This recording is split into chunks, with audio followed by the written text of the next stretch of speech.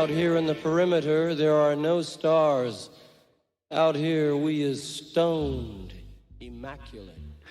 Hello and welcome. This is the C86 show. I'm David Eastaugh. As you know, we love a special guest. This time it's going to be the writer and journalist. It's Jane Duffus, who I spoke to very recently to find out more about life, love, poetry and all that other groovy stuff. Also, she has written a book that is going to be coming out October 2023. This is titled These Things Happen, the Sarah Records Story, which is nearly 500 pages detailing the life of Sarah Records, the beginning, the middle, and towards the end bit as well. It's an amazing book, full of interesting stories, amazing photographs, and lots of bits and pieces which will keep you amused and interested, engaged, and inspired. So, also, she has got a live book opening event that we mention, and I'll also put in the link below, so you'll find out more information about how to buy a copy of the book and also about that particular evening. But this is going to be the interview, so you're going to learn lots of stuff. This is,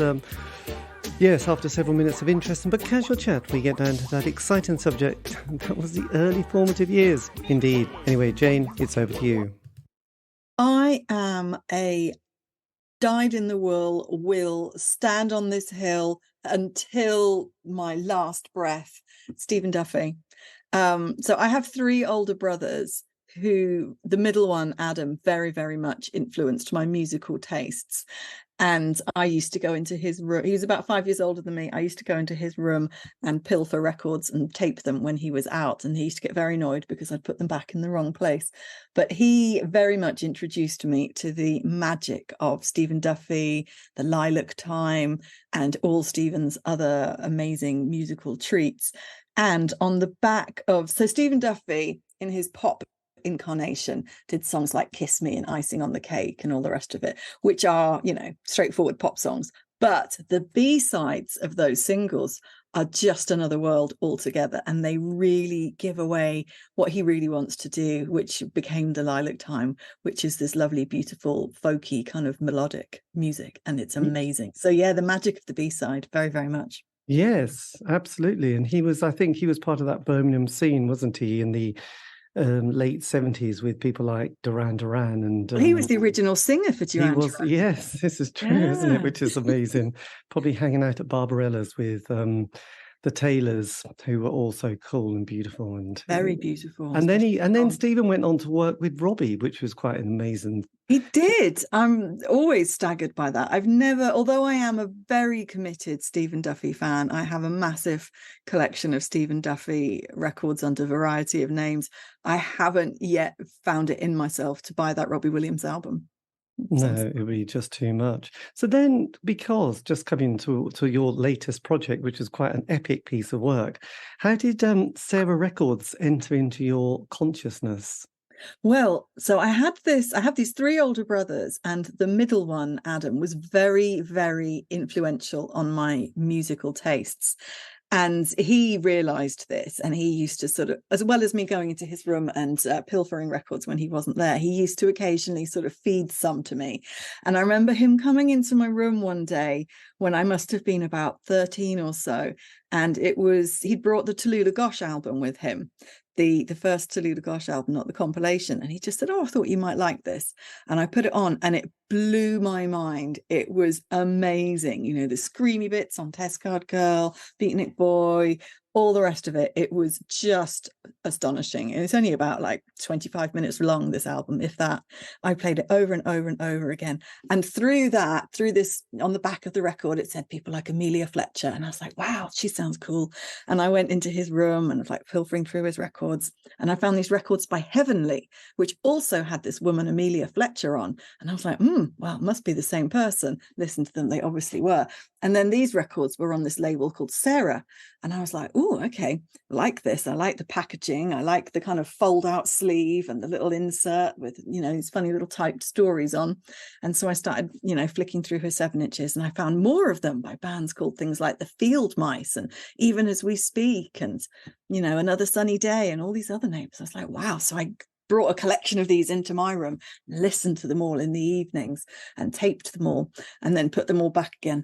And it was just amazing. And then I became a teenage Sarah Records fan. I started writing to Matt and Claire, and getting these letters back. I've still got a massive, great big envelope full of all these letters and postcards and drawings and whatnot that I got sent. And yeah, I started buying my own Sarah records and building my own collection. And it was just, yeah, that's how it all started. That's how it Influential started. big brother. That is, yes, I had a big brother that I used to do very similar things, actually. He'd forbid me to go into his room to look and listen to his records. So obviously, you know, when you're a little bratty brother, you know, you wander in there when he's not about. And I mean, it doesn't teach you how to be very devious and sort of thorough with your crime of going into your brother's record collection. It does, and have it, because he used to keep them in a beautifully, meticulously alphabetized and then kind of within his alphabetization, there was other subcategories within that. And so I used to slightly pull the record that was just before it out to an angle, so I'd know where to put the other ones back in and little things like that. But he always knew. He always knew. He would then come and complain, say I'd put things back at the wrong angle, or it was, you know, sticking out 2 millimeters or something. So yes. Because this was with me, this was in the 70s, and my brother was 7 years older, and he was into prog rock. So it was, I have a bizarre kind of knowledge of Yes, Genesis, Wishbone Ash, and the solo worker Rick Wakeman. So it's kind of weird. But I was very young, and I was very curious of these records and these amazing covers, and gatefold sleeves with these amazing images by people like, you know, the artist Roger Dean. So and he'd have Sorry, talking. No, it's all right. I was just going to say it's really formative as well. It's because we're talking about a time when there's no internet and there's no other way. You see something that's interesting and you want to know more about it, and you can't just Google it and get the answers. You have to put the effort in, and you have to put the hours in to try and go, okay, well, I remember reading on one of these little inserts that came in a Sarah 7-inch, and it said something about Jean Cocteau. And I was about 14. I had absolutely no idea who Jean Cocteau was. I just presumed that was one of the Cocteau twins. And because I'd heard of the Cocteau twins, and it's an unusual name. And of course, there was no way for me to Google it. And so for years, I just presumed that the Cocteau twins included someone called Jean Cocteau. It would have made sense. You could have put that rumour around and got away with it. Impressed all my school friends. Yes, this is true. And at the time, I mean, it is kind of interesting that pre-internet, we didn't even have a landline until the late 70s in the house. But it was things like, just records he had, other than those ones, which were a bit, you know, I think, God, why weren't you into better music? But he did have Goodbye Yellow Brick Road by Elton John, and also Sgt. Pepper by the Beatles. And I sort of curiously would play these records, including side 4 of Goodbye Yellow Brick Road, and the songs were amazing, and they still are amazing songs. And but the discovery, you know, having, you know, because it was all vinyl, you know, having to put the next record on, and, you know, the next side, and thinking, oh my God, they're just all unknown records here, tracks. And it's really exciting. I remember when I first got into Neil Young, and like in my early 20s probably, and then suddenly discovering that there was like hundreds of old Neil Young albums to work my way through. And it's like, where do you start? And it was just such a treat. I had all these exciting new albums to discover by this brilliant artist, and every single one of them was great. Yes, and you can, I know, it was fantastic, and you keep linking it to different bands and different scenes, and Woodstock and Crosby, Stills and Nash and Buffalo Springfield. It is very exciting discovering that kind of music, isn't it? Or any music, but at that age. I know when David Bowie and Lemmy were born in the same year, and when they were ever asked, you know, what their musical influences were, they both said Little Richard, and then, you know, Elvis Presley and Buddy Holly and people like that. But as Lemmy said, you know, you when you're 16 or that type of age, you can't do that again. You know, that is the music that is right in your DNA, and it's so true, you know. There is something, and I sort of allude to it a little bit in the book, but there is something about being a teenage music fan, and whatever it is that you're a fan of, whether it's Sarah Records or prog rock or whatever it is, there's something about that teenage enthusiasm that you can't, like you're just saying, like you can't ever recreate ever again. You could discover a band right now that you've never heard of, and you suddenly think they're amazing, but your enthusiasm will never ever match what it would have been if you discovered them when you were 15. I know, buying a ticket for a gig 2 months ahead and just playing that one record for 2 months. And bizarrely, the next day after seeing the band, you think, actually, I'd never want to hear that record for another year now. But that religious experience of seeing them walking on that stage, you can't do that when you're older. You're just thinking, The come on. The first time I went to see Stephen Duffy live, it was like you said, it was just like seeing the Messiah walk onto the stage at the Fleece and Firkin in Bristol. And I was just like, couldn't believe it. Like my knees went all wobbly. I was like, oh my God, he's real. Yes, we're breathing the same air virtually. It's just, it's a cosmic and especially connection. in a venue that small, you pretty much were. Mr. Duffy. God, he's such a sweet chap, isn't he, actually? He really is. He messages me on Instagram now. So he's lovely. I know. From him yesterday. It was just like, it makes your heart warm. Love him. That's right. So then, just before you get to writing this book on Sarah, what do you then have a life of writing and journalism and creative writing? Yeah, I do. So I'm kind of just like a writer. That's what I always wanted to be. I was one of those lucky people who, when I was at school, I just always knew I loved writing. I wanted to write. I was pretty good at it, if I'm allowed to say that without sounding arrogant. I always wanted to write, and I always wanted to write for magazines. I didn't ever want to be a news journalist. And even though I massively loved music, as we've just been talking about, as a teenager, and I used to read NME and Melody Maker every week, and Smash Hits as well. I really loved Smash Hits. I never ever wanted to be a music journalist, because I felt that if you felt that passionately about something, whether it's music or whatever else it might be, and then that becomes your job, it would take the fun and the pleasure out of it. Because for me, music was all about escapism and having fun and relaxing. And if that then becomes your job, I kind of thought it wouldn't be as enjoyable anymore. So I remember a careers day at school, and they sort of said, oh, what do you want to be when you grow up? And you were supposed to say you wanted to be a doctor or a vet or a lawyer or something. And I said, like an obnoxious little brat, I said that I wanted to meet famous people for a living. And they said, oh, that's not a job. And then I managed I grew up and I went to college, and then I trained as a journalist. And after that, I got a job working at magazines like OK and Heat and New, and did meet famous people for a living. And I felt like going back to school and saying, you were wrong. You can have a job meeting famous people for a living, and it's really good fun. But it stops being fun after a while, and then you have to grow up a little bit. But it was really good fun for a while. And then, so that was when I lived in London. Now I live in Bristol. And I've done all sorts. I've worked for various magazines and newspapers and whatnot over the years. I've written 6 books. I've written a number of books in the series called The Women Who Built Bristol, which are collectively about putting women back into the history books, because I got really annoyed by the fact that we're largely only ever told the men's history of anywhere. And living in Bristol, that's an area that I focus on and know a little bit about. So I've written 2 books. There will be a third, each of which has stories about 250 amazing but largely overlooked women from Bristol's history. So it's sort of potted biographies of those, and they've done really well. So that's great. And I've written various other books. I used to run an all-female comedy club called What the Frock for a number of years. And so I wrote a book similarly to the Women Who Built Bristol ones, collecting together, because again, I got a bit annoyed with people going, oh, well, there aren't really very many funny women. You've got sort of French and Saunders and Joyce Grenfell, and that's it. And I was like, that's just not true. So I put together a really big book, collecting together loads of amazing women comedians from both sides of the Atlantic over the last 100 years or so. And various things like that. So I've done all kinds of projects, but now largely I'm a writer, an editor. I do some ghost writing for someone, and I do all kinds of projects. But I'm really lucky that I'm a full-time writer and editor these days, which is the dream for me. It's the dream ticket. So then, as we sort of wander back into the 80s with indie pop, which was very exciting at the time. So there's all these very interesting little labels, from Rough Trade to Sun Bazaar. Then you had, the Pink label and 53rd and 3rd. That's as far as my memory is going to go here. But then Sarah Records as well. So with Sarah, which is one of the most interesting labels, isn't it? Because it sort of keeps building and building every year.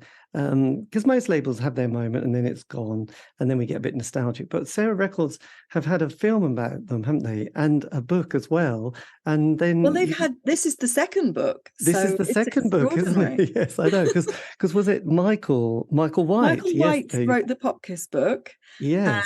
Lucy Dawkins did the film, and they both came out sort of within around a year or so of each other, I think around 2015, roughly. And and I've heard talk of someone else who's interested in doing a film about them as well, in a different vein to Lucy's. So I don't know if that'll get off the ground or not, but I have heard talk of this. Yes. So yeah, it's really interesting how this label that closed nearly 30 years ago still keeps rumbling on and on and on and on. And also, I think what's interesting is all the reissues that keep coming out. Like Blue Boy have just put out an amazing package of their collected singles over the years, and you've got, like, with Precious Recordings of London that Nick Godfrey does, who's not just Sarah bands, but several Sarah bands have been included on his roster, of the Peel sessions that come out, and beautiful editions that he does. And again, these are so popular. And then earlier this year we had 2 gigs in London that Heavenly, a Sarah band, did, which sold out really fast. Even As We Speak came over and did a gig in London last month. Again, that was a packed out show. So these Sarah bands aren't going away. People still want them. And like the Under the Bridge compilations that Skep Wax are doing with the current music from bands who were on Sarah back in the day, but what they're up to now, they're doing a second one. It's people love it. It's not going away anywhere. So yes, great. It is truly brilliant. So yes, after Michael's book and the film, so when did the idea of writing a second book on this label sort of appear? I mean, was it one of those moments you just had a great night and got very excitable and thought, I'm going to do a book on Sarah, and then woke up the next morning and went, not sure if that's such a good idea, but then ran with it, obviously. Did it come in a dream? Well, it kind of came in various different forms. The book started off as something completely different. It started off about 10 years ago as I really wanted to write about being a teenage fanzine writer living in a village in the middle of nowhere, having no internet because it didn't exist, having no car because I was too young to drive, and having, living in a tiny village where nothing happens. So like the nearest town to me was Bristol, but that was a good hour plus drive away, but I didn't have a car anyway, so it was beside the point. And I wanted to write about that and what that was like, and working in an indie record shop, which is still the best job I've ever had. And then so I started doing that, and then that grew into a very indulgent long chapter about teenage bedroom culture and the spaces of which I still would love to write one day. There's a little bit about it in the book, but I had to keep cutting it down. And the importance of bedrooms to teenagers, particularly girls. I know Angela McRobbie's obviously written about that, but that has been long updated since. And then this book that I started writing included just a chapter on Sarah Records, because that obviously was an important part for me of being a fanzine writer and being a teenager and having that bedroom culture. And then as things progressed, the Sarah part of it started getting bigger and bigger and bigger and taking over. And I guess it was probably around the time, I think it was 2015, that Arnold Feeney Gallery in Bristol did a really big exhibition and retrospective weekend about Sarah Records. And I was walking past it one day. I didn't know this was happening. I was walking past the Arnold Feeney one day, and I just saw this poster outside advertising the Sarah Records weekend, which was that coming weekend. And I was like, wow, God, yeah, I used to like Sarah Records. Yeah, I wonder whatever happened to them. And I managed to get myself a press ticket and went along. And I bumped into Claire and Matt, and I bumped into Amelia and Rob and all kinds of other people who I hadn't seen for decades, or really given, a lot of thought to in the kind of possible way, because as you said earlier, you get passionate about something and then you move on and life happens, and you get married and have families and all this other stuff goes on, and you get other interests, because it would be weird to only have one interest for your entire life. I think that's slightly unhealthy. But anyway, it was a really great weekend. Some of the bands were playing. Remember the Orchids and Secret Shine and Catenary Wires were playing, and it was just a really fun night. And it was the premiere of Lucy's film as well, which I loved watching. I've seen it numerous times since. I did a Q&A after one of the screenings with Matt, I think the year after. And it just got me back in touch with Matt and Claire and everyone as well. And I just remembered what a lovely time it was. And I guess it was a sense of nostalgia and harking back to that, teenage life when things are a lot easier and you haven't got to worry about mortgages and overdrafts and all those kind of boring things that grown-ups have to think about. And it all just spiraled from there. And then the classic thing of during lockdown, I'd had this idea for a while simmering away in my head for a year or two, but I was doing other things. The Women Who Built Bristol books were happening and they were quite big, and I was just completely tied up with those and with work and other stuff. And then lockdown happened. And I thought, well, this is a great time to start doing it, because everyone I want to speak to is just sitting in their house with nothing else to do. They can't go on tour, they can't go to work, they can't do anything.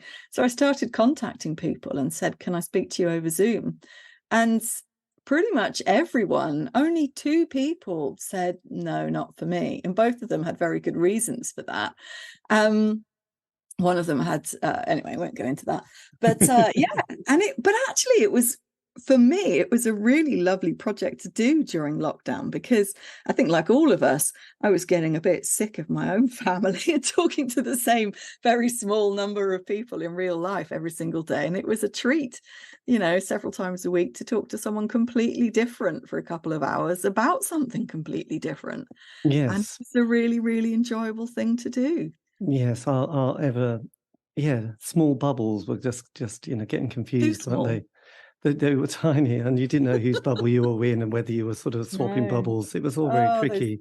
Those great. So because the book is incredibly dense with so much information, isn't there? It is a big fat book. It is a very big. Work on a podcast, but I'm waving an enormous copy. It is an extraordinary book with so many interesting facts and figures. Phenomenal amount of pictures and flyers, which is also 256 pictures. And that's not nearly all of them. People were really, really generous.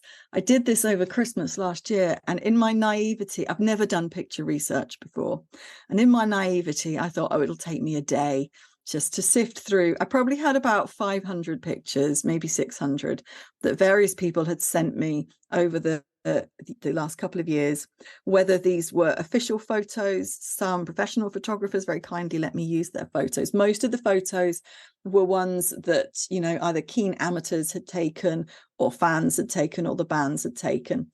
And they were just, they're not on professional quality cameras. A lot of them, they're just on, you remember the good old days. You would have your funny little Kodak camera and you take a picture and then you'd send it off to Boots, and, a week or two later, you'd get it back and you'd hope no one had blinked, that kind of thing. And a lot of them had the back of someone's head in the photo if they're at a gig, that kind of thing. Yes. So a lot of them we did weed out. They were lovely to look at.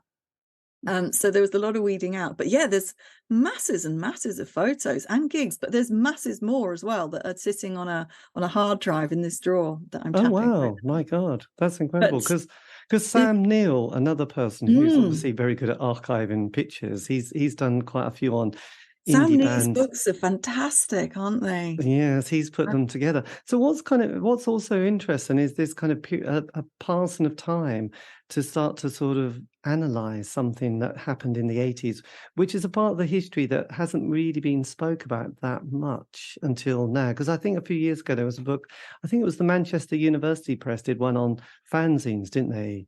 And Claire has a chapter in there, which is interesting. Ripped and Torn. Ripped and Torn, which I was going to try and find before speaking to you. Claire wrote a chapter in there about her fanzine.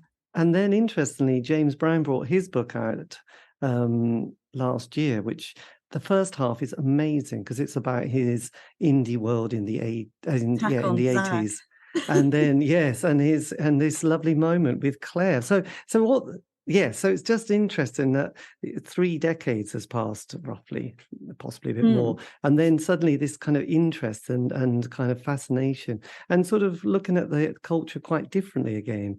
So we've been blessed with all these kind of films and books that have been happening. Do you have a theory behind the current interest in the 80s? Not because the 80s was a bit told by people like Dylan Jones, and it was always the Blitz Kids, Spandau Ballet, Live Aid, Trevor Horn production, and then suddenly go, no, that wasn't my 80s at all, Dylan. Well, I think it kind of happens cyclically, like I remember about 10 years ago when suddenly the 90s became really fashionable, and suddenly, kids who weren't born in the 90s were starting to, I don't know, wear 90s type clothes and their tracksuits and their what were they called that the All Saints had, those kind of like cargo pants and everything. Yes. And suddenly, and I think it just happens that after a certain period of time, we kind of forget all the rubbish bits. Like there was plenty in the 80s that was absolutely rubbish. The miners' strikes, Thatcher, all this stuff, massive unemployment, massive homelessness, AIDS. I think there was a lot not to want to remember and go back to in the 80s. But it was still, a childhood for a lot of people. And as I said earlier, there's a lot about childhood that people like to remember. Not everybody, but a lot of people like to remember their childhoods because it is a time when life is less complicated and, life is easy. And yes, nice. This is true. But it's kind of, yeah, I was going to say that what's also quite interesting, because obviously young people go, oh my God, the 80s were amazing. But actually reminding everyone that actually those things that you said, just mentioned there, is kind of important to put into the narrative, because otherwise it's like, oh yes, the 80s must have been brilliant. It's like, no, we all thought we were going to die of a nuclear war, actually. Well, I kind of talk about that a bit in the book because the book's very much set in Bristol. Bristol is a character in the book. And there's a chapter early on in the book about Bristol. And I think it's important to mention this because, when people mention the Bristol sound, they largely mention people like Tricky and Massive Attack and Portishead, which is fine. But that's not the only sound. There were plenty of other bands that also came from Bristol, and also the Sarah Records scene. And although only 2 of the bands on Sarah were from Bristol, Sarah itself very much located itself in Bristol, from the photos that they used on the record labels themselves, to the names that they gave the compilations, to all kinds of other things. They very, very much located them. I've got a postcard right here that's going to go with some of the books, which is a collection of Temple Meads pictures from the postcards that came with a series of the records. And so I think that's very important. But also I felt it was important to just briefly mention some of the other stuff that was going on at the end of 1987 when Claire and Matt were coming up with the idea for Sarah Records. They'd both had fanzines, they'd both put flexis out, and then they got together and thought, let's put some hard records out, let's start a record label. But I think it's important to locate that. So I talk in the book about, the summer of 1987, this is what was at the top of the charts, this is what was at the cinema, this is what was going on in Bristol politics, this is what was going on in national politics, because I think it's important to set that scene into the world that they're coming into. And as has been mentioned before, but the Enterprise Allowance Scheme, which Matt originally signed up to, which helped fund Sarah for the first year or so, and which lots of other people did, like Martin Whitehead, who used to run the Subway organisation. He also signed up to it, and loads of bands were on it at the time. It was pretty much the only good thing that came out of Thatcher's government, was this scheme that allowed people who had an idea to fund themselves for 40 quid a week, which isn't a lot, but it was enough to scrape by if you didn't want to do anything too extravagant. And it meant that they didn't have to get, a proper job in inverted commas, and they could spend their time working on, their band, writing their songs, writing their fanzine, trying to run their record label, whatever it was. And they were funded for, to a certain extent in order to see if that was viable, which I think was pretty much the only good thing that government did, but it was a good thing. Yes, genius. God, I mean, indie pop was kind of based on that Enterprise Allowance Scheme. You had to have £1,000 in the bank account, which I always was a bit curious how people managed to do that, to sort of prove to the Social Security, and then suddenly you didn't have to do restart interviews anymore. I think £40 was a little bit more than just being on the dole, but you had your housing benefit and council tax paid, so it was 1 year of yeehaw, let's go. Probably to happy hour in the pub, but that's just details, isn't it? So with Sarah Records, which is this kind of curious and interesting label, which was both loved and hated in equal measure. There was no greyness in Sarah in their little universe. But it was run by these 2 characters, Claire and Matt. So what's how did they develop this? Because they had no experience of business, did they? They didn't even know what a checkbook was and what a receipt was, and yet they sort of had this kind of personality, a bit like you had Rough Trade with Jeff Travis. Then you had, people like, was it Steve-O from Sun Bazaar, Alan McGee, Creation Records, and then these two curious characters. So what was special about them, and how did they develop such an amazing brand and business? I think they're a really interesting partnership. I mean, Claire was about 19 when they started the label. She'd just started, or maybe she was in her second year at university, and she was studying economics or something financial, something very smart to do with numbers. I can't remember exactly. I think it was economics. And Matt he was a few years older. He'd already graduated, and he had his experience of running his fanzine and helping to run the Sha La La label. Claire had obviously done her own fanzine, which had included her own flexi as well. So they had that combined experience. And no, they didn't really have any business knowledge that I'm aware of.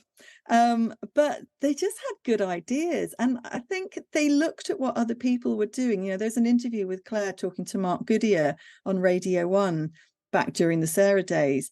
And he's asking her about the label. And she says something like, well, we just looked at what everyone else was doing and we thought they're all doing it wrong. We don't like what they're doing, so we're going to do it this way instead.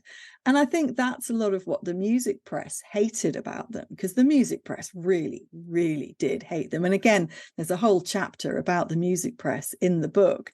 And I was pleased, actually, as well as speaking to people like Pete Perfides, and Kitty Empire and people like that who liked the label and said nice things about the label. I was also pleased to be able to speak to David Quantick and Simon Price. I was very amused that both of them still loathe and detest the label. And I found that I admired their loyalty to their absolute hatred for this thing that had endured for so long, and kind of respected it in a way. But yeah, the absolute disregard that the music press had. But I think the music press didn't like Sarah Records because Sarah Records didn't need them.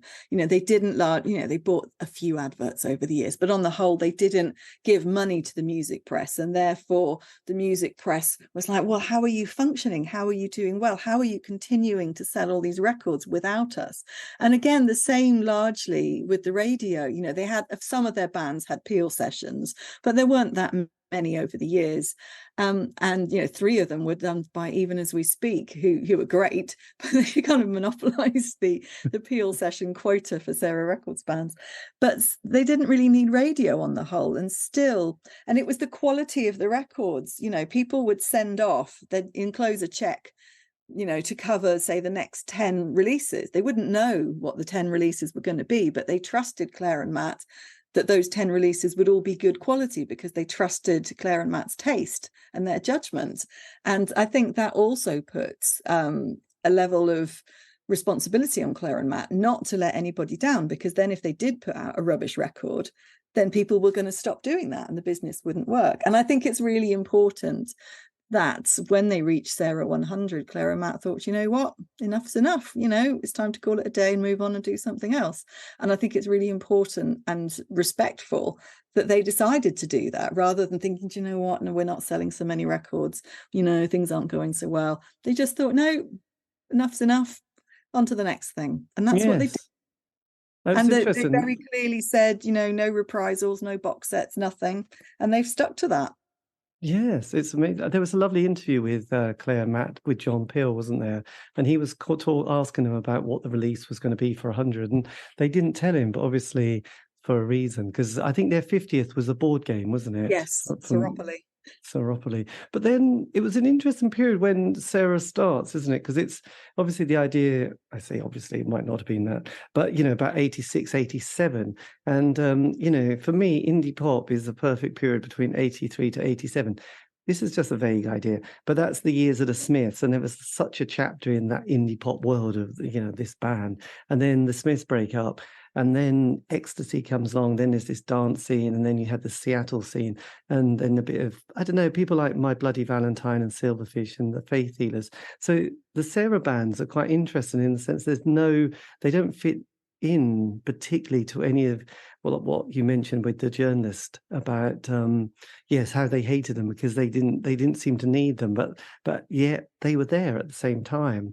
And for those 16 to 18-year-olds, those kind of, the sound of Sarah Records does have a certain vibe, doesn't it?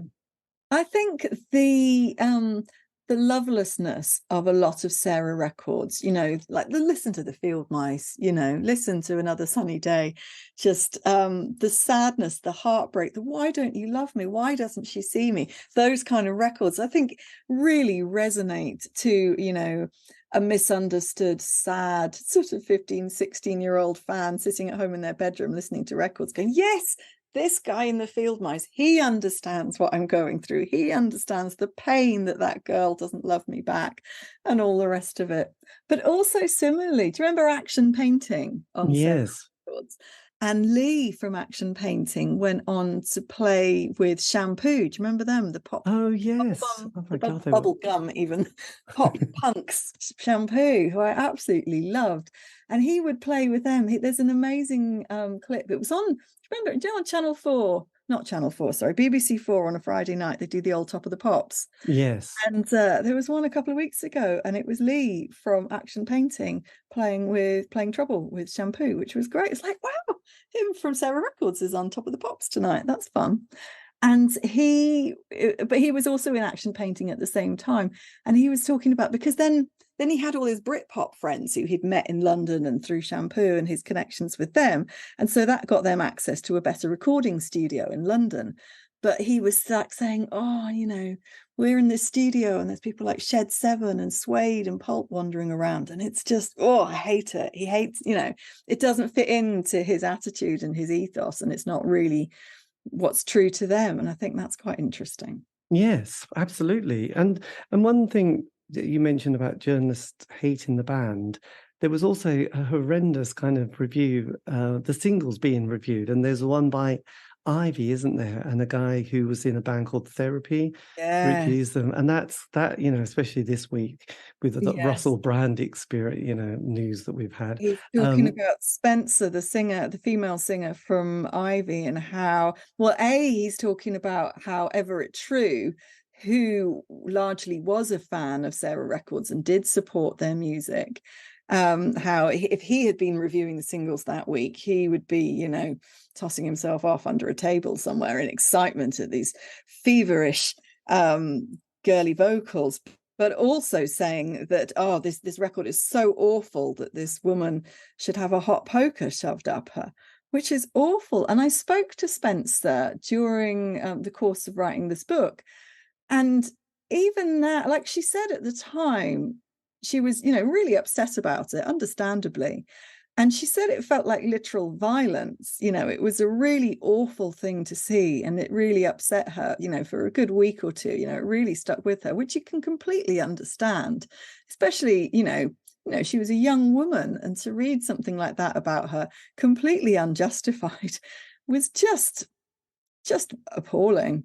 Yes, I think that's that slightly macho humor, isn't it? Which, not really humor, but that sort of, let's be really brutal and horrible. And but that's what the music press was doing at the time. There was that kind of, you had people like Stephen Wells writing at the NME, and Stephen Wells, if you look at his website, obviously he's not around anymore, but he was, he called himself a ranting poet and a stand-up comedian. And that's really what he wanted to do. By his own admission, he knew nothing about music. He thought that Daphne and Celeste, who were two, very poppy kind of top of the pop smash hits type singers, he thought that they were the height of great musical talent. And so he hadn't got a clue about music, but he enjoyed trying to court controversy and saying things like, oh God, this record sounds like my dog spunking into a food mixer, and stuff like that. All of his reviews had to have male bodily fluids in them, or they had to have, really grotesque violence imagery in them. None of them really mentioned the music or the people involved at all. But they just were short stories for him to try and show off and get himself a publishing deal. Yes, I know. This is so horribly true, isn't it? I know. I suppose that's when it's always good to sort of highlight that, because I think it can get completely forgotten, can't it? In the nostalgia that the music papers have all disappeared, or I don't know, in some sort of flux, it actually, a lot of people didn't miss them really, because their careers got sort of savaged and beaten quite badly by them, and shaped them. There was a band who I interviewed recently who were based in Norwich at the UEA, and again, it was the Melody Maker review of their third single that kind of made them feel completely wobbly, and they sort of didn't know about what to do next because it was so savage, and it was kind of, I suppose it was kind of unnecessary at the time. It was like you didn't really need to write that, and I'm not sure if you're even that close to the truth what you've written. So well, there was one Sarah band, Gentle Despite, who decided to split up because they couldn't take the savagery from the music press anymore. They got a bunch of really nasty singles and live reviews that were just unnecessarily cruel. And they just thought, we can't, it's too stressful, it's too upsetting, it's too awful, we're quitting. Which I think is really, really sad that the music press could do that they had that much power. But at the time they did. There was no internet, there was nothing. And at the time, if the music press liked something, then that made it a hit. As long as the music press and the radio as well liked something, it was a hit. Whereas now the music press is just kind of like this, what does exist of the music press is just kind of this anodyne fawning thing that always likes stuff because they still want to be sent press releases and promos and free copies of stuff, and so they always like it. But largely you just have stuff like Uncut, which is fine for what it does, but it doesn't really concern itself with new music. It concerns itself with box sets of Bob Dylan and Kate Bush. It's really that informative about what new bands are doing. I like Uncut, I think it's a good magazine, but it's not a new music magazine. No. There isn't anything like that. But you do have websites now and blogs which do cover that and are a bit more honest. I think there was the gatekeepers, weren't there? There was the three music papers, like Sounds, Melody Maker, NME, and possibly Record Mirror. And then you had, John Peel, Janice Long, Kid Jensen, which were, if you could get on those, you would sort of hopefully make it. And every sort of like town and city would have an indie night, probably on a Monday, Tuesday, or Wednesday. So there was this circuit which gave people that access to at least play in front of complete strangers and not just people they've emotionally blackmailed to go and see them. So in a way, it was good. But because you in your book on chapter 5, I think you do fanzines. Chapter 6 is the abuse of the press, isn't it? And that must have been weird, researching the press and reading those comments. Well, I really enjoy. My background as a music journalist, but my background as a journalist makes me very interested in the history of writing and journalism and all the rest of it. And also being a teen, I had, sadly I don't have them anymore, an enormous collection of NMEs, Melody Makers and Sounds, which I inherited from my older brother when he lost interest. And then I added my own collection on top. And it was definitely a fire hazard in a thatched house. But nonetheless, it was really interesting. That chapter was much, the whole book actually was much longer. It's nearly 500 pages as it is, but everyone will be relieved to know that I did. It used to be another 25% longer altogether, but I did do some very harsh editing. Did you? Well, goodness, the book could have been so much bigger, and it felt awful because there's so many interviews in the book. There's like nearly 130 interviews, which is a hell of a lot of quotes from people. So you really have to whittle it down to the absolute really pithy ones from people. So some people aren't in there that much, which isn't in any way a slight of them. It's just that there's not enough, believe it or not, there's not enough room in a 500-page book to get all these people in. It's staggering. We should do volumes of them. Well, you could do, couldn't you, really? And then there's an interesting bit because there's everything's very tribal in the 80s, probably in other decades as well, but who knows? But let's stick with the 80s and 90s. So you do a nice little bit as well, chapter 8. This is on fashion as well, the Sarah fashion. Because I remember getting some of those press releases and being a little bit, the 80s, sticking with the kind of indie scene, and obviously the Smiths were there and various other bands had a bit of an image. Whereas a lot of the Sarah bands, yes, I just remember that no one looked particularly happy on any of those press pictures, did they?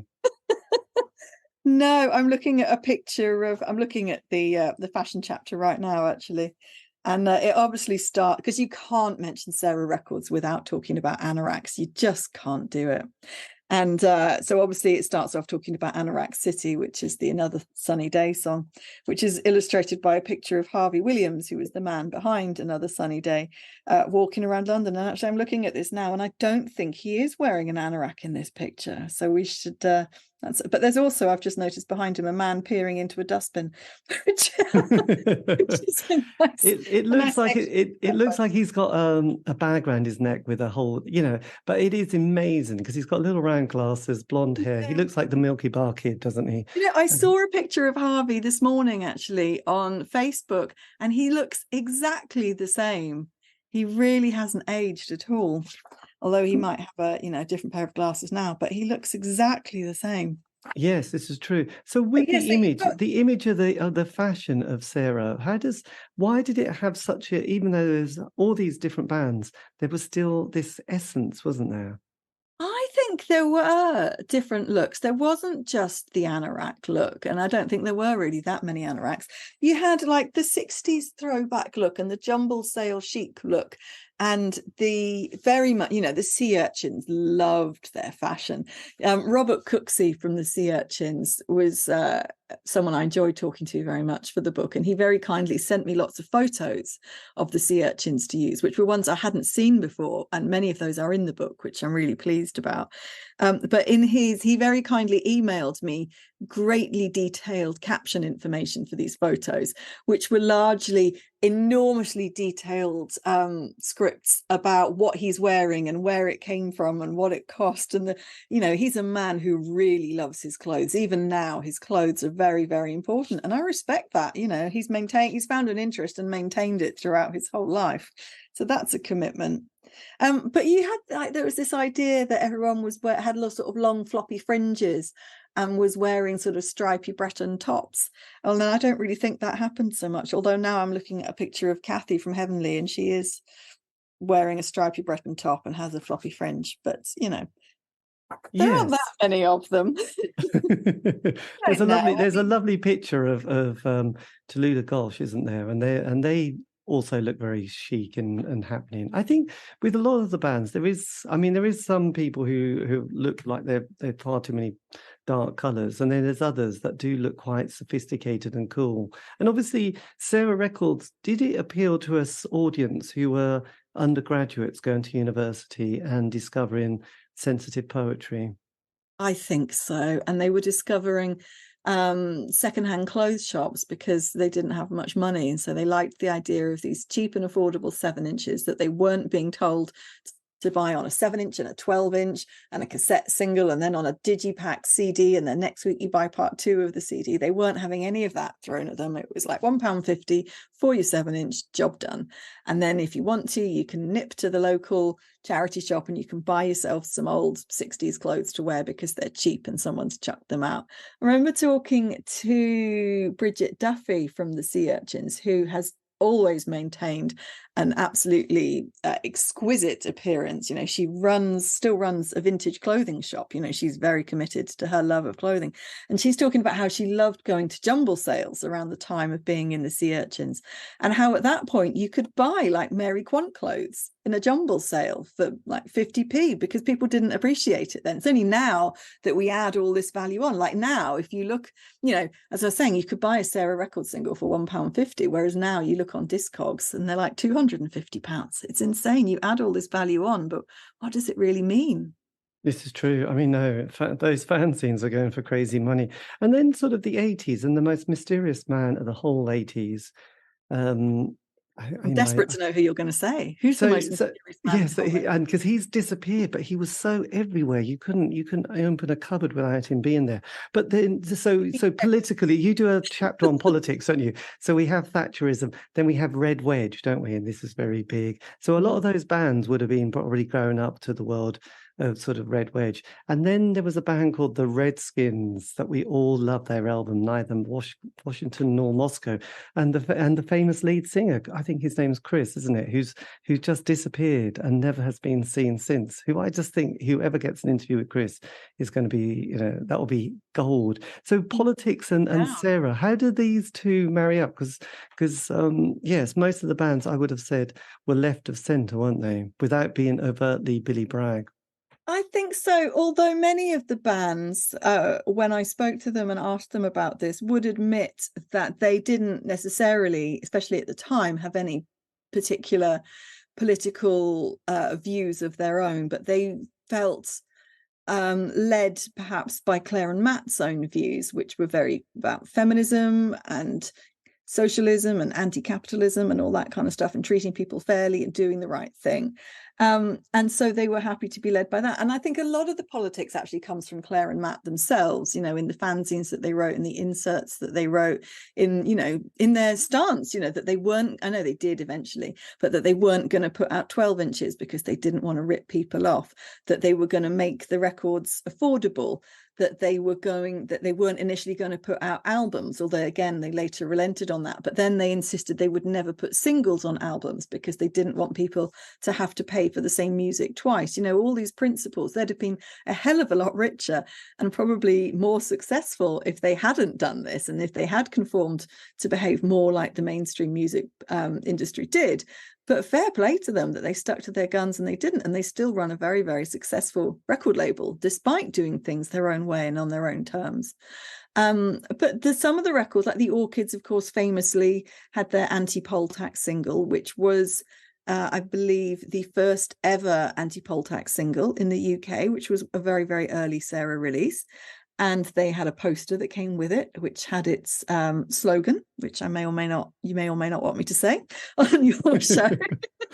But yeah, it was very much anti the poll tax. And the Orchids themselves were very, because the poll tax came in to Scotland, where the Orchids were, a year before it came into the rest of the UK. Yes, this is true. That's why they were concerned with that, because it hit them first.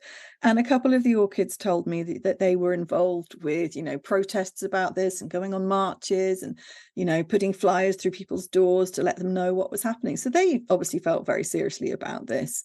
And of course, Forever People, which was a one-off band on Sarah, which was the project of Greg and Tim from the Razor Cuts, did a single which was raising money for Friends of the Earth. And there was a protest song about the awful, state of the environment and climate change. And when I talked to Greg and Tim for the book, they were sort of saying, you look at the lyrics to that song now, and it still stands absolutely true. Look at what's happening now. Look at what Extinction Rebellion are doing. It's exactly the same arguments that they were having 30 years ago, which is slightly depressing, if not true. Yes. It is true. But yeah, so I think politics was definitely there. I think it came more from Claire and Matt than most of the bands. Some of the bands, obviously. And I think, obviously, as the bands grew up and became adults as they are now in their 50s and so on. But at the time, a lot of them were still teenagers themselves or in their early 20s and perhaps less concerned with these things then, because I think, when I was a teenager, I was less concerned with these things. It's that as you become older that you become more aware of the world around you. So yeah, but yeah, politics was obviously a very important part of it. Yes, you covered. Because the other thing about Sarah is that it's got such a cult following overseas. I know there's a few Sarah bands who are from mostly America, aren't they? There's a couple. There's a couple in America, a couple in Australia. There's the Harvest Ministers from Ireland. I think that's it. I might have missed someone. But did you understand or get to the bottom of why they are so popular in places like Japan? No, but Japan or Japanese music fans do seem to really love indie pop. Yeah. I'm friends with Simon Barber from the Chesterfields, who I've known since I was about 15 because we grew up in the same town, and he used to come into the record shop where I worked. And I still speak to him, and he still gigs with the Chesterfields in Japan, and they get great responses over there. And I think Heavenly, who recently reformed for for 3 one-off gigs in May of this year, and I think they were offered a gig in a tour in Japan on the strength of those gigs, because people would love to go to it. I don't know what it is about Japanese music fans that really resonates with them about English indie pop. I don't know what it is, but they do love it.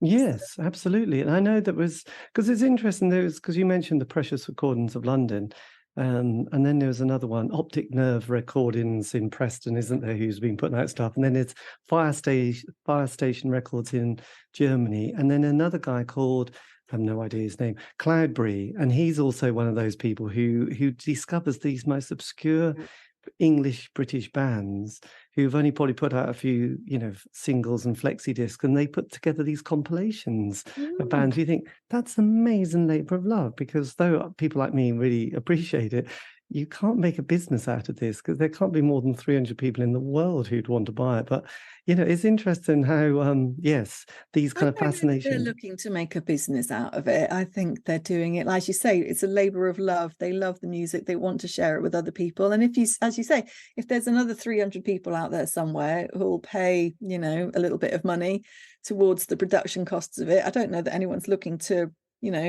go on holiday or buy a new car off the profits from this, but they just want to break even and share the music with other people. I know, and we thank, literally, I don't know, God for those people, because apparently they do such a lot of work, and you think, wow, that's amazing for those. I mean, yeah, Precious Recordings is amazing, because your book is so thorough, isn't it? You've got chapters on everything, including recording studios, which is another interesting chapter to get ensconced with. How did you manage to you put so much time into this book, haven't you, to sort of go through so many little aspects? No stone has not been turned over and examined from the underneath. So yes, recording. So what did you discover on this particular part? I discovered that if you are, I could make a top 10 list. I won't go through a top 10 list now, but I could do of, if you are a new fledgling indie band on a budget and you are looking to put together your demo to send to a record label of the size of Sarah Records, or if Sarah Records has said to you, okay, let's do a 7-inch, and you decide to go to a recording studio, I could tell you some top tips not to do. Most of these would be influenced by the Sweetest Egg, who decided rather than stick to Swansea where they lived and just pop to one of the many perfectly adequate recording studios there, which would have served their needs very, very well at an affordable budget, they decided, nope, we're going to go to London. We're going to go to Islington. They went to Vaughan's in Islington because some other bands that they liked, much bigger bands, had recorded there. I walked past Vaughan's recently when I went to see Even As We Speak. Fun fact.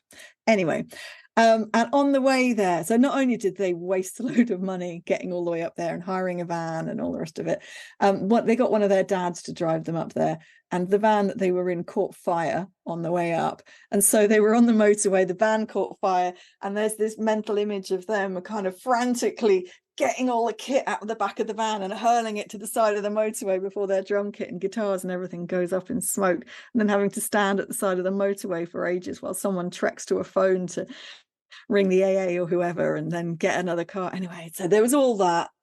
And there's all the stuff about the graveyard shifts.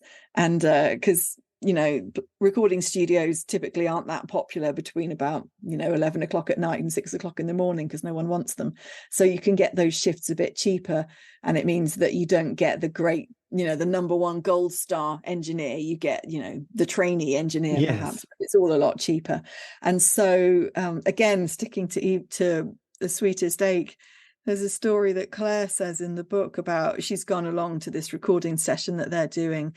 And obviously it's, 5 o'clock in the morning and they're all a bit sleepy. And she says that this record has this lovely kind of like sleepy nocturnal quality to it. And I don't know if that's just her in putting that on the record because she was there and she knows that it was recorded in the middle of the night, or if she genuinely hears that. I can't remember what the record is now off the top of my head.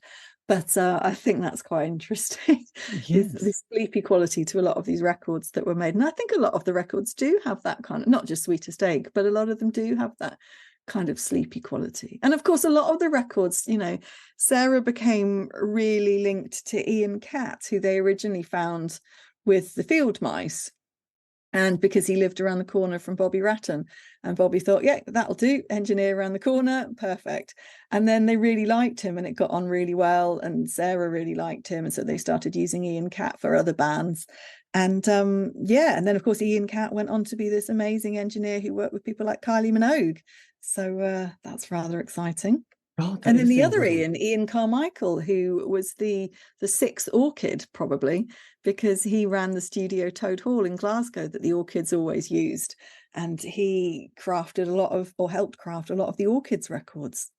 Yes, Went on to be you one must have down. enjoyed tracking people down and finding out what happened next. Because I've got very fond sort of memories of the Hit Parade, who once Yeah. put out a single on their own little label, which was something like JSH. And I remember John Peel played it. It was "See You in Havana," and he then read out the address to send it to, and you had to send £1.50 to Julian and get this little kind of the 7-inch and a few photographs and a bit of blurb about it, and then he went on to be this massive global PR person, didn't he? Which was Yeah, he's very much a man with two identities, Julian. And like as you say, he has this phenomenally successful, glamorous life in PR. And I discovered actually when I was interviewing Julian for the book, and as I mentioned earlier, I used to work in London, and I used to work for lots of these sort of glamorous lifestyle magazines, celebrity magazines. And I discovered that Julian had run Henry's House for a while, the PR firm, and that I'd gone to quite a few of these events. And so our paths must have crossed unwittingly at some of these events that he'd helped put on many, many years ago. And I just remembered these amazing little tiny, tiny, ridiculously small but delicious cheeseburgers that we were given at one of them, which made an impression on me. They must have been Anyway, quality cheeseburgers. Yes, but it's interesting that he beside the then point. wants to be on Sarah Records, doesn't he? During But his he loves music, because as you said, he put out a number of singles and records on his own label beforehand, and then ended up on Sarah Records through one. I can't remember quite how that came about, but he ended up doing some records with Sarah, and he just loved that kind of dual personality. But he always says that when people in his PR world discover that he's also in this kind of like DIY indie band, they're always stunned, and vice versa. And it is a really interesting juxtaposition. But again, for him, it works. And it's his outlet, I guess. It's his creative outlet. Yes, absolutely. And obviously there's the sort of a few bands who have their kind of Fleetwood Mac moment, isn't there, within the Sarah stable? The tricky bands who sort of fell out badly in relationships and stuff like that. How did you manage to navigate some of those moments? Did you have to be very sensitive and careful about what you included and not include? There's two parts to that question. So I've been a bit of a coward about this. I'm going to hold my hands up to it. So there are a lot of people who I spoke to are terrible gossips. And I have heard over the last few years a lot of stories of romances, let's say, of one kind or another. And I have opted not to include these in the book because it just seemed too complicated and too potentially hurtful to various people. So it just seemed simplest not to include it. And so that might be the coward's way out, but there you go. I will call myself a coward if that's what that's requiring. The other strand to that question is about bands, and there weren't very many, but there were a couple of bands who had fallings out with each other, or very occasionally with the label, which I guess is inevitable. And again, I've included where everyone's story largely agrees with each other. I have included it, or where the majority have agreed. But I've also said, X and Y say this, but Z disagrees and remembers it this way. So I've tried to, play peacekeeper and put, all sides across. But there was one band who I won't mention now, but who did fall out, but everyone involved told me a completely different version of events, and I have no idea who to believe, and so I just haven't put it in at all because it just seemed too messy. Yes, it's why it is tricky, isn't it? Because there's a couple of interviews I've done with people, and it's like, God, I'm not sure I can never put this out because it's just too. And that wasn't the book I wanted to do anyway. I didn't want to do a book that upset anyone. I didn't want to, Yes. because it's not that kind of world. It's not that kind of label. It's not that kind of music. So it was never my intention in any way, shape, or form to upset anyone or to get anyone's back up or to, do anything like that. I literally wanted to write a book about a label that I was a fan of as a teenager and that thousands and thousands of other people were. And just to go, look, here's a celebration of this smart, funny, daft, silly, great record label that we all loved. Here it is in a book. Here's all the fun stuff. And so that's Yes. all I wanted to do. I didn't want to have anything dark or mischievous or cunning or underhand in there. That's not me. So when you were getting into towards the latter part of the book and putting it together, how long did that last bit take to sort of complete the project? Because it is, like I said, it is such a colossal piece of work, and you've been so thorough. Was it quite exhausting to try and sort of bring it to an end? The whole book from start to finish, from start to now, has been almost 3 years, but the book was largely finished being written about a year ago. So it was really about 2 years, that the whole book, and that includes doing all the interviews, transcribing all the interviews, which was extremely tedious, I can tell you, and doing a lot of research and digging around and photo research and everything, and doing, because obviously you can imagine with a book about Sarah Records, is not going to make my fortune.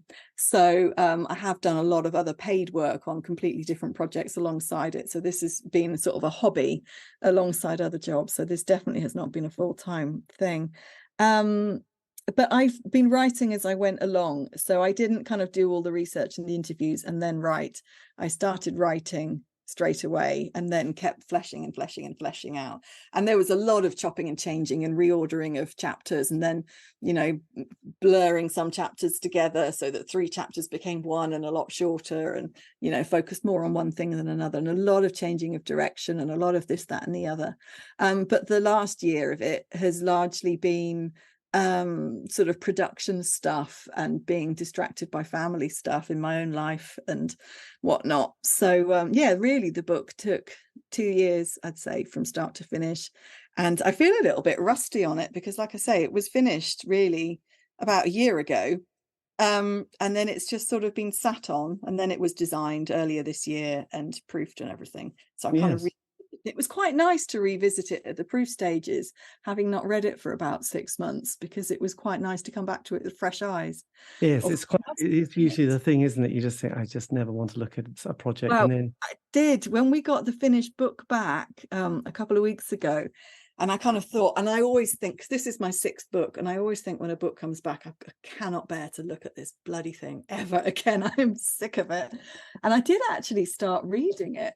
And I got about a third of the way through. And then I shouldn't admit this on your podcast. I just thought, I'm so bored. Which I should hasten to add, I don't think that's I hope it's not a reflection on the book. I think it's more a reflection on the fact that I have read it about 100 times. Yes. And I think anyone who's read anything 100 times, I think, is allowed to be a bit bored by it. Yes. I understand, because it's often been years after doing a project that you there's a sort of strange sense sometimes. I'm not saying you would have this, but sometimes just like, not embarrassment, but just like, oh my God, there was so much that goes into something that it's the only thing on your brain for that period of time. That, and I know when people like Neil Young would talk about, never listened to his records, and you think, I could imagine once you recorded it, you think, I just know too much about that record. And I know some film directors have never watched their films because, again, they probably think that nearly destroyed me. I don't want to do it. I'm not saying you had quite the same experience. There's always that problem of, how do you know when something's finished? And I never, ever know when something's finished. And when I'm commissioned to write something as a journalist, it's slightly easier to know because you have a deadline and you have to submit something by 2:00 on Wednesday or whatever. And so if it's it's 1:30 on Wednesday, it's finished because you have to send it off. But with a book, and the deadline for this kept changing and changing and changing. And it's like, how do you know when it's finished? I mean, I could very, very easily still be editing this now. As I said, I started rereading it like an absolute idiot, I started rereading it after it was printed, and I could very easily have a red pen in my hand and be changing things and, you know, slightly tweaking things and rewording things. And I have spotted a couple of typos, which is really painful. Yes. Not big things. There's a form and a from, you know, that kind of thing. So not big things. There's no one's name yet that I've noticed. But yeah, it's like, when would a book ever be finished? I don't think any book would ever be finished if anyone really was honest with themselves. Yes. So if someone was to say to you, what would be your top 5 Sarah records? God, everyone's going to ask you this, aren't they? But what would you say would, you know, for someone who hasn't come across the label and would say, come on then, give us the best 5 records that you would recommend? Oh, that's a cheeky question. You needed to have given me notice. You needed to have allowed me a bit of thinking time. Okay. Off the top of my head, it's an obvious one, but you've got to say Pristine Christine, because if the person we're talking to, or we're giving this list of 5 songs to, is an absolute newbie to Sarah Records, then they've got to start at the beginning. And by that logic, they should also finish at the end, which would be the Shelley single, Reproduction is Pollution, which I think is quite interesting, and it kind of bookends the label quite nicely. And then what else? I mean, Heavenly are my favorite Sarah band. That's probably an obvious one to say. I Fell in Love Last Night. That's a good one. That's a classic. I also really love Even As We Speak. And God, is it Anyone Anywhere? Is that the song with is that the Factory Loud now, or is that the Water Heater? Is that one with that at the beginning? I'm not sure. Anyone Anywhere. God, that's terrible of me. I never know the names of songs. I just kind of, it's awful. I put music on. But yeah, I don't know. Do you know? No, I shouldn't tell you that. And then one more song. God, this is tricky. You're going to have to take the pauses out when you edit this. Yeah. God. Do you know, I really loved Ivy. Wish You Would by Ivy. No one remembers Ivy, which I think is an absolute shame. I think the last 10 singles on Sarah are a little bit maligned, you know, Aberdeen and Ivy and Northern Picture Library. I think they're a little bit maligned, but I really, really loved the 2 Ivy singles, so I'm going to pick Wish You Would. Oh, that's nice. That's very good. Because just for those listening, Matt then goes and runs another little record label, doesn't he, for a bit, which is another chap. What's it called? Shinkansen, like the Japanese bullet train. There you go. And did you sort of follow that? No, I didn't. I remember because people who wrote to Matt and Claire generally always had the same one of them write the bulk of their letters, and it was Matt who wrote my letters on the whole. And I remember, and we built up quite a strong pen pal friendship, and they were really long, hilarious letters. They were just fantastic. And he sent me, I remember him sending me like the final Sarah newsletter with a note that just sort of said, I wanted you to be the first to know, ... And then here's the newsletter saying that Sarah's closing. And I've since, it's absolutely broken my heart. Over the years of researching this book, lots of other people have very, very kindly sent me scans and photocopies of their letters that they've had from Claire and Matt over the years. And I've seen several other letters that were sent to other people that said, I want you to be the first to know, ... And it's almost as if Matt sat there, maybe Claire did this as well. Matt sat there one afternoon and just wrote hundreds and hundreds of these out and put them in it's almost like he might have done that. Who knows? Yeah, I know. Sorry, I've forgotten what I was going on. Where did this start from? Did you follow Matt in his next adventure? Did I? No. And he did then send me a newsletter, the very first Shinkansen newsletter, and it kind of said something at the top. He'd written, in case you're interested, or this is what's happening next. And I never ever bought anything on Shinkansen. I'm sorry.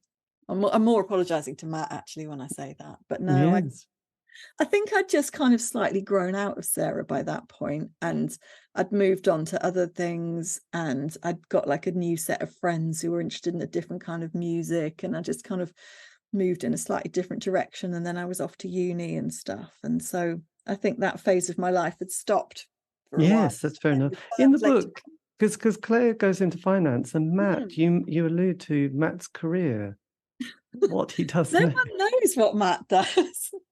Absolutely no. Like, Claire has a very successful career in finance, as you just said. I don't know what Matt does. Matt, he ran a magazine called Smoke for a number of years, which was a sort of fanzine about London, which had lots of essays and poems and photos and silly bits and pieces, very Mattish, about London. And then he runs at the moment a little publishing company called Uncharted Streets, which are very detailed guidebooks to slightly unpopular parts of London, like Leighton and Deptford. But yeah, I mean, maybe this is a multi-million pound generating industry. Yes. It could be. I don't know. But I don't know. I don't really know. But I guess they would have had all the publishing, so they still get these royalties that they pay out. Well, every year they do, every Christmas they seem to do these massive spreadsheets tallying up what the different bands have owned. And of course now there's all the online streaming, so Apple and Spotify and everything. So they get all these different revenues. And of course Heavenly went phenomenal on TikTok earlier this year. So that'll have some sums associated to it for them to sort out.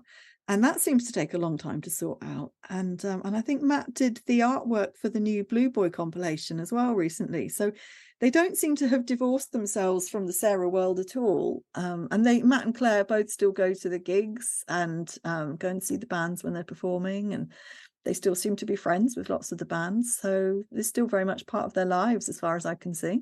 They must be boggled, actually, that what they did, during that period is now being so well sort of researched. And well, I hope they're proud that this thing that they did 30 years ago started nearly 40 years ago. I hope that they're proud that they did this amazing thing that started from 2 fanzines and a collection of flexies and blossomed into these, Sarah 100, largely 100 records, but obviously had some fanzines and a board game and bits and pieces in between and some albums.